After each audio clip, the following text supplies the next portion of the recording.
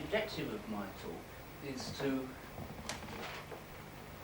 explain or demonstrate why we need internal audit in a large organisation.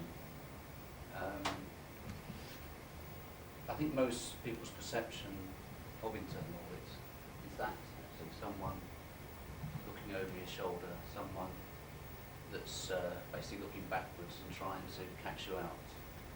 What I want to do is to demonstrate that in fact we are forward-looking and a service to the organisation, a service to management, and that we have something positive to contribute. Modern management is all about emphasis on output. More and more people are given objectives, they have to achieve tasks, and even pay has become linked to that. So if you're going to get paid at all, you've got to achieve the objective. The problem with that is that people could take shortcuts, or if they're not properly managed or controlled, they could end up taking, not, be careful what I say here, but they could do things not necessarily illegally, but maybe unethically, maybe unethical, or maybe something that would be damaging to the Minister or to the Secretary of State. Because one of the problems with ensuring that objectives are met, or stressing that managers have got to meet objectives, is that ministers, that basically the controls are going out the window. An example might be that, in one of the problem areas in our particular organisation is that if, for example, the minister comes in, or a new minister comes in, he's not satisfied with his office, he'll say, I want the carpets changed, I want new furniture, etc., etc. And what will probably happen to a manager in the chain is that they'll get a telephone call on Monday morning. The minister wants this, that and the other, and any procedures or any sort of good practices, any value for money thoughts will just go out of the window.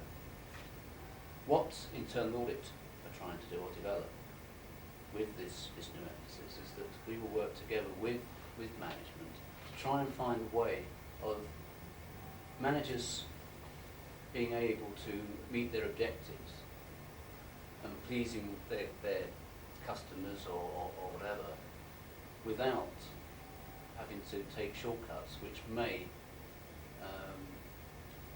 bypass accountability and create possible difficulties for the minister, or something ending up in the news of the world, embarrassing. That's just happened in our department recently. And that's, in a way, what internal audit role is. It's not, these days, concentrating on looking backwards and basically being a checker. It's more about coming in and helping. What I wanted to do was really to use an example of buying a car. If we were looking at, say, our transport section, and they had to buy a car for the minister, we wouldn't necessarily go in there and look at the invoice and see if the car was there and how often it was used. Well, that would be part of it. What we'd look for is what the procedures that the manager went through to make sure they got the right car, the right purpose. I've got another slide here that demonstrates that, I think. Because I think this could happen if they weren't proper controls.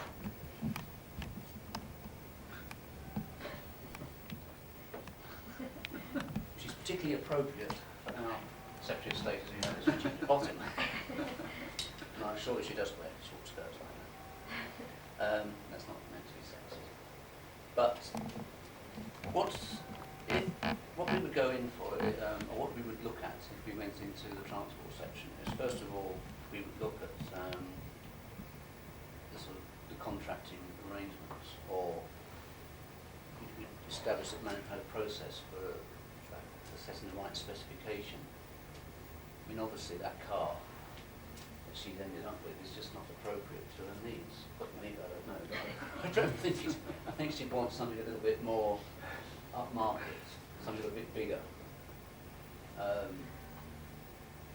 mean, but it might be, if it was someone else in the organisation, say some of the junior managers that are going around doing calls or visiting clients or customers, then it might be appropriate a smaller car like that.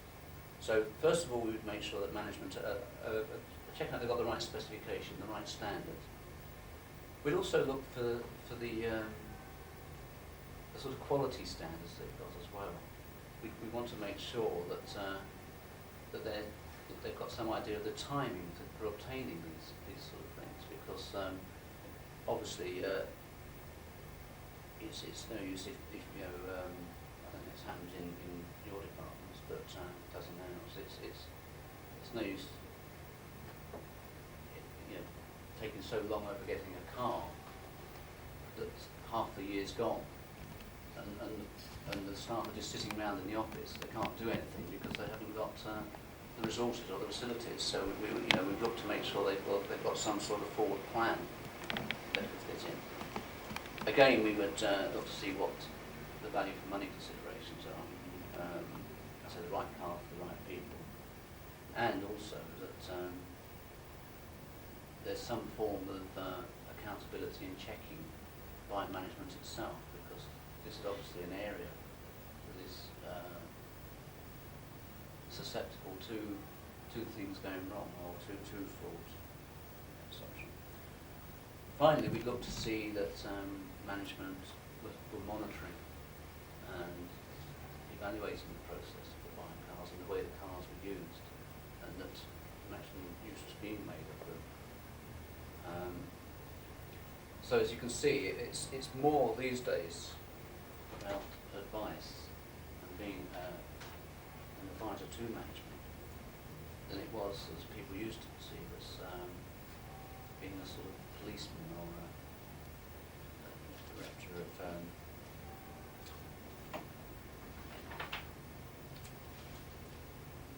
to conclude then, I think that what you could say about internal audit now is that it's more to do with providing the organisation with a safety net. For example, with one of our main aims, and it's actually in our objectives, or not written quite so crudely as this, is that we're actually protecting the back of the accounting officer and the permanent secretary. Is there anything, any questions you'd like to ask? How many of you are there in your department? 29 of us. But what I should have explained is a little about organisation. We're actually we cover two government departments. We've got a contract for OPCS as well. So we're 29, not just the Department of Health. And we've also got an outstation. We have some agencies now. Outstation in Blackpool. We've obviously got some people covering these, because part of the department was moved up to Leeds last year. Quite geographically spread. It's the Office of Population, Census and Service, the people that do the census. Sorry, I thought I should explain. Do you not find it difficult actually working out what people are doing in order to tell them how they should do it better? No, actually, most people are very pleased. I mean, it sounds strange, but once you've explained what we're about now, most people are really pleased to see auditors in some respects, because they can tell us their problems, because quite often they can't tell management that they're under pressure and they're trying to get this, that and the other done. And we can go in and then we can report to management and say, look, they just haven't got enough resources there, or these people are under pressure, and you need to make change or improve your procedures, because otherwise these people are taking shortcuts, and you know, you could end up the department being exposed.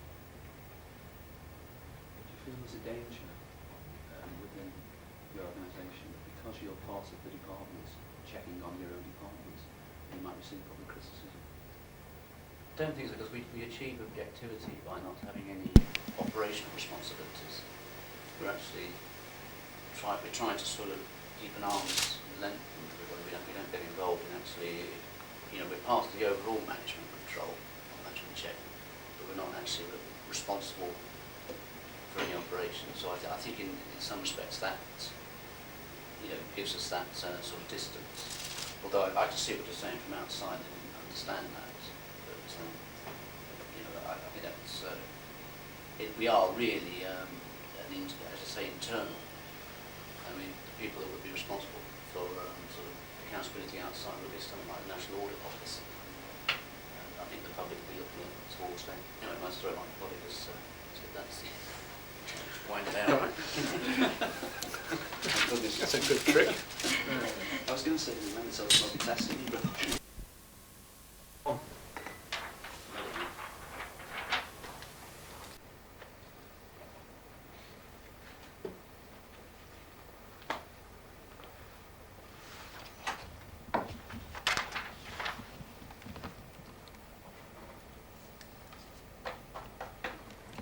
Right, this is going to be a 15-minute talk, you'll be pleased to hear, covering 5 areas. And feel free to ask questions through the talk. Could get technical. Now, the purpose of the talk is to explain the possible pitfalls of market testing your organisation. The advantage of giving this talk is that it will fall on my side, I hope. No, not Yes, we're all on Yes, our oh, side. thank you very We're all much. on our side. I'm among friends. Right. Steady on. Oh no, there's an enemy over there. Right. Reasons for market testing. Well, I've got political in brackets here, so I mean that's the obvious one. Mr. Major wants it, and OPSS, I don't know what it stands for, but they want it as well. Particularly some. No, I must be careful. I'll get on to personalities and whatever. In some respects, also, it's probably an easy option for management, or it would appear so at first place, because if you think about it, if they're employing their own staff, they have all the problems of management and all the difficulties of if they get a problem member of staff, they have to deal with it themselves. They have to have a personnel department that has to sort it out. They have to have all the rules and regulations over employment, etc., etc. And if you employ a contractor, all those problems are with the contractor and not with yourself. So there's an advantage for management there. Also, it's supposed to introduce innovation, so you're bringing in all this fresh ideas from the private sector, and suddenly the civil service is going to take off, and we're all going to become dynamic. And finally, the big BFM are going to make pots of money out of this, because it's far cheaper to employ the private sector, so much better and more efficient than we are, and more productive. So that's the reason for market testing. Does anybody disagree with that? I mean, feel free if you want to. Surprise all. Don't believe that. Right, risks. Now the risks of contracting out or market testing are these people out there really, their loyalty is not necessary to the organisation. Their loyalty is to their corporation, or to making money in effect for their corporation. If they get a nice contract and get plenty of money, they get promotion out of it. So their loyalty is not to the organisation. The other risk is that if you've got your own in-house people, most of them are loyal, have grown up in that organisation, know the organisation inside out. And if you get rid of it, you lose all that. You lose the fact that when a manager picks up the phone, he's got a problem. He knows he's going to get a sympathetic ear at the other end that'll say, yes, I may be able to help you, or they'll work immediately for you. When he's got a contractor there, I mean, the first thing a contractor would ask, no doubt, is, well, it's not in your contract. That's going to cost you money if you want me to do that. So that they're losing the flexibility as well. The other thing about these corporations or whoever's going to be taking aiming for the more specialised jobs is marketing. They are into marketing in a big way. They are experts at it. I mean, if you remember marketing, that's what they're about. And when these bids are set up initially, I mean, I've discovered it already when we've got our own consultants in to help us, and they were selling themselves the first week or so when they found out that I had a pot of gold, a pot of money that I was the consultants. The phone never stopped ringing. I couldn't believe it. Pretty following, and how they found out about it, I don't know, but they just knew that there was some money and they were after it. So they're very aggressive marketing people. The problem with it is as well that I worked in an organisation where they market tested, well not actually they didn't actually market test, they just contracted out their internal audit services. Now it's only a small organisation and the internal audit contract was for around about £50,000. And we, in those days, were in fact the external auditors for that. And we visited this organisation the first year that these contractors came in. And the cost of the contract was £50,000 because it was only a small contract. And we audited that organisation for two years. And in 2 years, that same contractor had increased his turnover or contract position in that organisation from 50,000 to £500,000, and that was no exaggeration. All through that one little contract, he's been able to sort of branch out and do his marketing and say, well, yes, we can deal with that problem. We can help you there.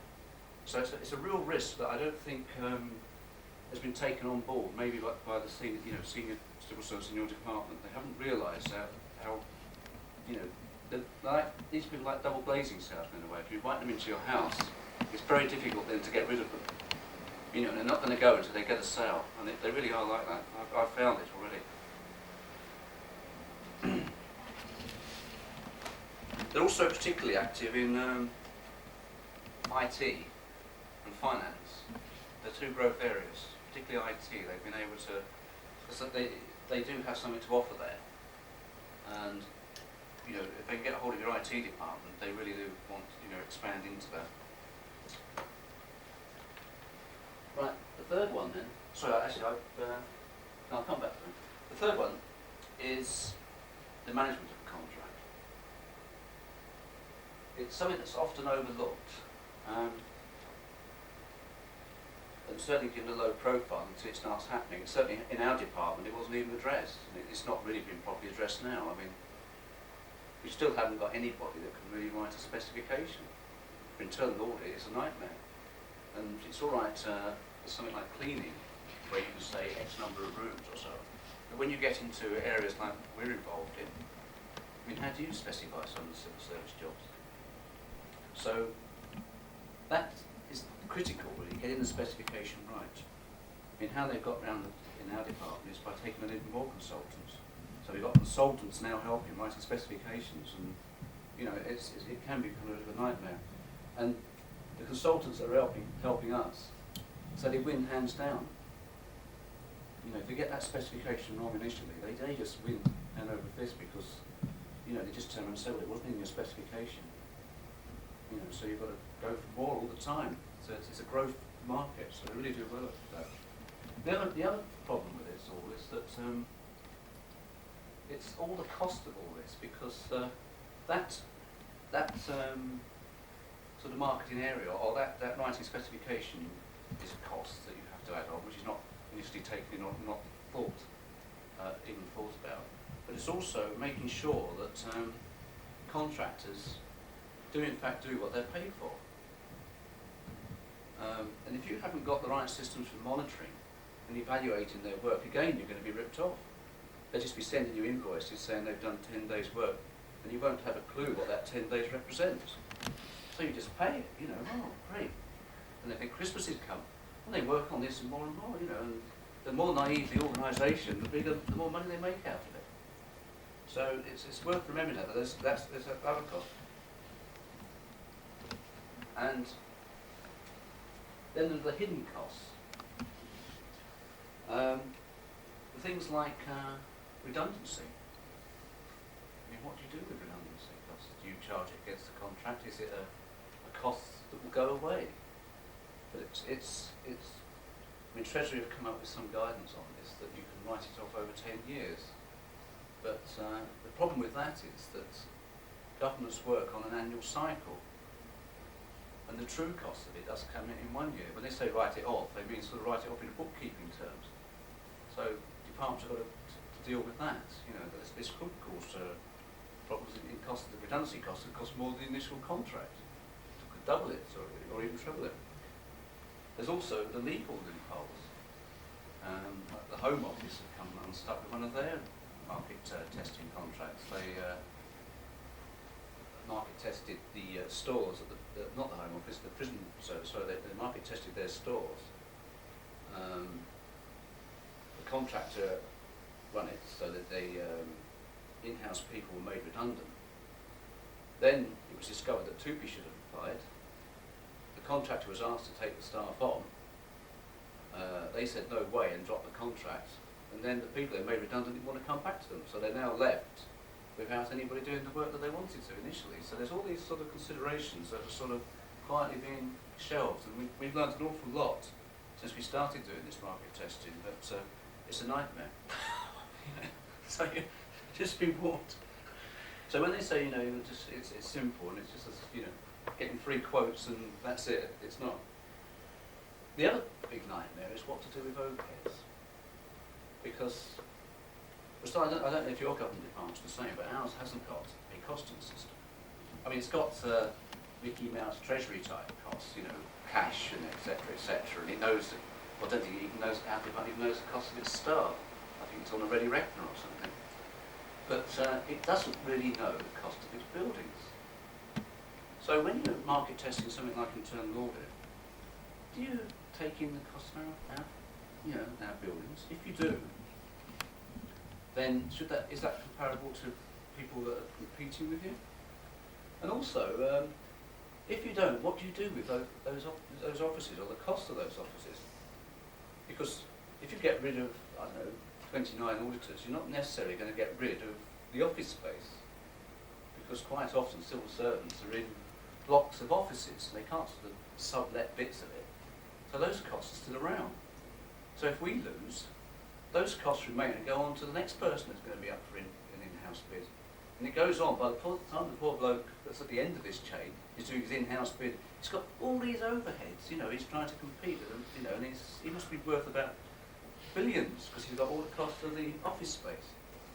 So you have that problem as well. The other problem is that you get this sort of double counting. If for example, Price Waterhouse or someone, one of the bigger organisations, they've got similar sort of status symbol type offices, beautiful office accommodation in London. And also they've got a high cost of marketing because they only win, I don't know what percentage, probably 10%, 15% of their bids anyway. So they've got an awful lot of lost costs from losing these contracts or not winning them. So all that has got to be passed on to somebody. So when the civil service takes on it, sounds attractive, but they're also paying for their own overheads and then they're paying for somebody else's overheads. All right, they might, if they take on a smaller company, that might not be such a problem. But in some of these specialist areas, the only people that can offer these sort of services are some of the big consultancy companies. They're the only ones with the services. So again, costs does need to be sorted out, and it hasn't been so far in our department, and we're just going ahead to September. So someone's going to end up putting that bill, and I should think it'll be the taxpayer, I expect. So to conclude, Mr. Carnell. Oh yes, what happens if the contract goes wrong? So I skipped it up. Recovery position. There you are, you've gone through all this exercise, you've done it properly, you've costed it out properly, you now have these people come in. what do you get? Well, what you think you're going to get, you haven't got. They sent in all their trainees, you know, and you're not performing. First year, great. You know, and they performed to contract, but they've got other interests now. They're marketing somewhere else. They won this one. You know, it's not really a big winner because you know, it wasn't a loss leader, but it was only a low margin profit they were running on it.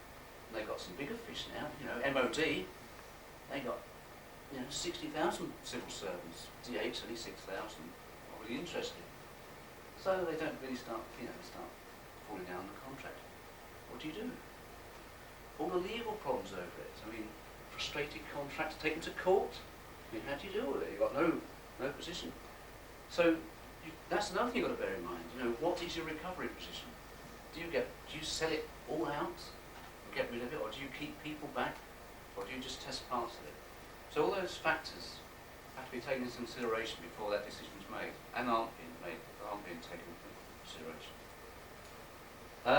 Finally, of course, if you try to get rid of statutory things that have to be done, things that can't stop, I mean, that is a real big risk then, that you're not actually complying with, you know, statutes, and then you're up a country. Anyway, I thought I'd finish there, but I thought I'd just finish on a high note rather than a low note, because I've probably impressed you a little bit about what the future of the civil service. To leave you with that. That's what you're up against. The corporate person is aged 25 to 35. This is our marketing and sales. You know, we've worked out what we're up against. We wanted to know what the opposition was like. It is a person, as we noticed. We've got male, female. We're not. Ambition. Most of them seem to have ambition to be a partner. And if they're not a partner on the board before 35, they failed. Yeah, they're out. But that's not entirely true, because they also have a sort of subculture in these organisations that haven't actually, they failed their exams, you know. In the civil service, we keep them on and so on, but in there they keep them on, but they give them very low pay. And it's these poor people that do all the work, apparently. You know, they've got the marketing people, all the qualified ones. They've got the trainees, which they use as well, you know, to do the work. And they've got these poor people that can't do anything else because they failed their exams. And they're actually going out doing all the work, what little work there is to be done. Their social life, well, it's obviously working lunches, and it could be anything else because they're working so well to get all the work. They might do squash with clients occasionally, or golf with clients. Their sex life is nil. I mean, God, where can they get it fit in? But there is a rider there. They've got, unless you can help them up the corporate ladder, so I'm not very reading to that what you like. But they have a car, company BMW. That might be a little bit dated these days. BMW's a little bit out of fashion. You know, and the really good ones, obviously the successful ones, get a Porsche. I couldn't spell Porsche actually. But I one. Friends, well, friends. I mean, how can they get friends? So they have none. Because unless again they can help them up the corporate ladder. We notice that particularly with American companies that in America you only seem to have a friend if you can get something out of him. You know what? You can't get some more business or something. They make friends that way. Very frightening. Well, hours of work goes about saying 12 hours a day. Probably longer, I don't know. Plus weekends, they do work their weekends as well. We tried to measure what their productive work was. We reckon it's about 5 hours a week, and that's probably on marketing techniques. Now, have you ever been in a pub with these people? It's absolutely appalling. Their conversation is salaries, and they always talk preferably in Ks. Oh, I won 40k. And also there's apparently different types of BMW. I mean, I didn't know this. I mean, they all look like a square box car to me, but you can get different variations of them. And it depends on your status in this corporation. And their interests, well, it was to be whatever the boss is interested in. When you could be interested in, I don't know, stamp collecting, and they're all stamp collectors, you know. Qualifications, well, they obviously have to be professional, unless they're the workers of the organisation, or trainees, and degrees, they have 1,000 degrees and so on. Experience. Well, goes again, talking about the contracts they've won.